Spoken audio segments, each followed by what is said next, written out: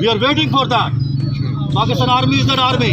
तीनों में जकड़ना हमारे से अलावा कोई नहीं चाहता दुनिया में अभी, और मुड़ के हम ही जाएंगे दमिश्क इंशाल्लाह फलस्तीन को लाते आने के लिए। जनरल आसिफ गफूर इमरान खान के हक में खुलकर सामने आ गए हैं और दोस्ती का हक अदा करते हुए, जैसा कि सभी जानते हैं कि जनरल आसिफ गफूर शुरू से ही इमरान खान की हमायत करते हैं, लेकिन इस बार जनरल आसिफ गफूर ने खुलकर इमरान खान की हमायत का ऐलान कर दिया है। इस हवाले से जनरल आसिफ गफूर का मुकम्मल वीडियो बयान आपके साथ शेयर करने से पहले, अब हमारी बदकिस्मती ये है, दुनिया की तारीख आप देखें तो सोवान फरमाते हैं, नई पाकिस्तान की हदीस, soon you will find an army in the east.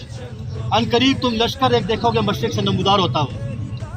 Those who will unchain the rulers of India, जो जाएंगे और हिंदुस्तान के बादशाहों को जंजीरों में जकड़ कर लाएंगे, and will then return to Damascus, और फिर मुड़ जाएंगे दमिश्क की तरफ, will find Isa ibn Maryam, और ईसा इब्न मरियम को पा लेंगे।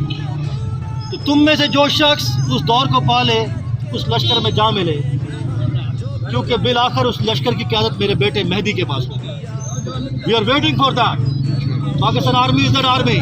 ये स्ट्रगल जिंदगी का हिस्सा है, ये सदियों से चलती आ रही है।